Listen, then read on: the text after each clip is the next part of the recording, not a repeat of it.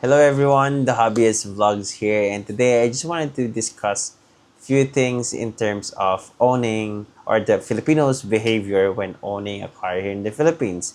So there are several questions. First is why Filipinos are somewhat looking, even not all of us felt entitled, but most of us, car achievers here in the Philippines, felt entitled. Although I'm not saying that everyone does, but for me, I'm guilty about it because I achieved my car. For this is for me at a very young age, like I'm 25 years old when I got my first brand new car. It's pretty late for other people, but maybe they're on that kind of financial state. But for me, no. So I bought this Hyundai Accent. Although it is a base model because that's what I can only afford. When I achieved that, or I became a car achiever, I was able to purchase one. I felt really entitled, really powerful because not all Filipinos can have cars. You felt it.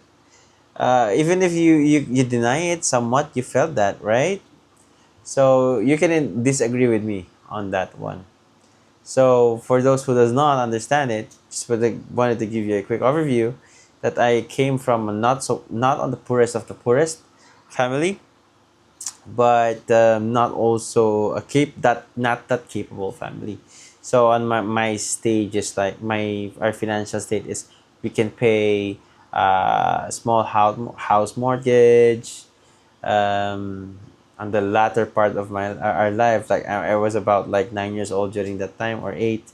Our family was able to buy a second-hand car during 1996 or early 2000s. I can't really remember, but I remember the car clearly, and it is a 96 model. I'm not sure, but the look of the car, I know it's a Lancer, and they call it pating. Like it's still curvy. Cars like during that time is still curvy. So when my father achieved that, is all I can never forget the looks on his face, or the look on his face. He's really fulfilled after how many years working straight, like 12 hours, long hours. I saw how rewarded he feels. Although that car is problematic, right? I'm not saying I feel entitled because I can purchase a better car than my father during that time, but maybe because the value of that car now is, or my dad's capability that time is, on this timeline right now, is my capability also. So I'm not sure. I think I didn't explain that really clearly. But anyway, so that car is really problematic. So we were traveling from San Pedro to Calatagan because that's our province. And just so you know, that's a 3 hours long drive. And we experienced like having overheats, from point A to point B. It's starting to have a point A, B, C, D, E, F, G because of those stopovers. And we also have this kind of water container. My dad always put a 7 liter, 4 liter, 7 6 liter container of water at the back of his car on the trunk, so that we can manage the overheats. Well, having a no aircon is not a problem for us because we're used to it if the car is breaking down on that specific part. So my point is, long story short, my point there is that is why I felt like rewarded, fulfilled, powerful, because finally, right, we don't have to struggle that we don't have to go back that kind of struggle. We have a good aircon because the car is brand new. um, we can go from point A to point B without experiencing any issue unless there's a flat tire, right? So yeah, so that answers that question. And the second question is why Filipinos like, or some of the Filipinos, really taking good care of their car. I mean, really good. For me, I'm very guilty with this.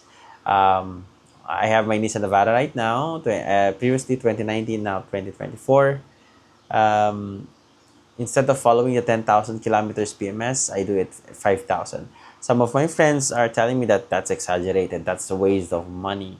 I was like, well, I'm trying to justify myself because the traffic here in the Philippines is outrageous compared to the other countries. And that manual from your car, if it's a Japanese Chinese car, so it is made in China, it is made in Japan. It those manuals were never made for the Philippines, although we are their main market, target market, right?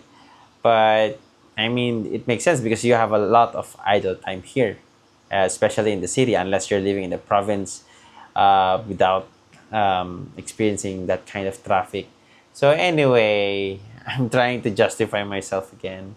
So, the reason why we, or maybe, or some of you, is because you know the importance of the value of money. And not just that, um, you know the value how to to earn that kind of money, or at least the stage or the struggles that you experience before you achieve that kind of financial state, right? And also for me, um, actually this is my mindset. I have this pretty good car right now for me, and I started to appreciate it because you will never know. Maybe next year but I'm not hoping, right? Okay, but maybe next time you won't be able to afford it. You will never know. You will know what will happen next. So I'm giving my best to that specific car. I'm trying to prolong the age of that car. I'm not saying that it will never break down. It will break down, it will get old, yes, but I'm trying to prolong the investment. Although it is not good an investment, it is not a land investment, like it raises its value, it's degrading. But I'm trying to prolong it because I know all of the struggles that I experienced because before I was able to achieve that car. So I started having a second-hand car, brand new Hyundai Accent, Blue Lagoon. That's the new color at the time. It's 2018. I decided to upgrade to Nissan Navara 2019, 4x2, and I started to be envy to other people. And that's the only reason that I have the Nissan Navara EL 4x2 because I'm not approvable because I have an existing loan, and I finished that car first, and then I did go for the 4x4 Pro 4X, which is my current pickup right now. So I was able to achieve my dream to have a 4x4 car. So I'm not saying that it is not good to have a goal, but somewhat I'm guilty with this. I have when I had the accent, I felt like, oh, I think I saw this better car. I think it is a lot better to my car. And then when I achieved the 2019 Navara EL, it's not 4x4.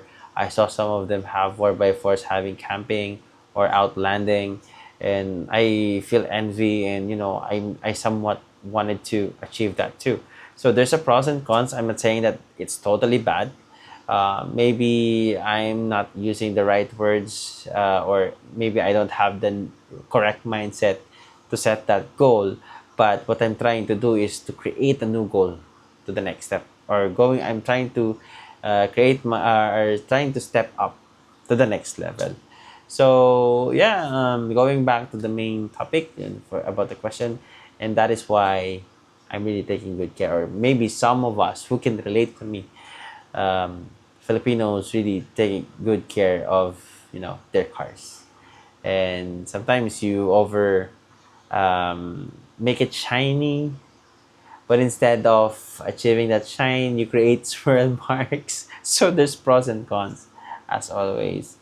So again, also achieving a good credit score here in the Philippines is really difficult because the job opportunities here, although there's a lot of vacancies, but we are not getting paid that much. And sometimes we are really having trouble coping up on the inflation rates right now, especially this year, 2026. But anyway, that's not the main point of this vlog. But the main point of this vlog, what I really wanted to say, is just wanted to remind you that you have to remember the past, or what you were like before you achieved the car, before you buy your own, even if your family is crazy rich. The feeling is different, right? It is different compared to your parents giving you a car instead of you. You're trying, you attain this, you were able to purchase a car that is purely from your hardship, like from your work, from your salary. You saved that for it for 5 years, for 3 years or more. So yeah, start to appreciate things that you already have, because sometimes I'm pointing at you, but my three fingers are pointing at me. Sometimes we overlook the things that we have achieved. We really didn't know that we just asked for this, but you have this right now, right? So start to appreciate. Live happily. Live your life to the fullest. Be thankful.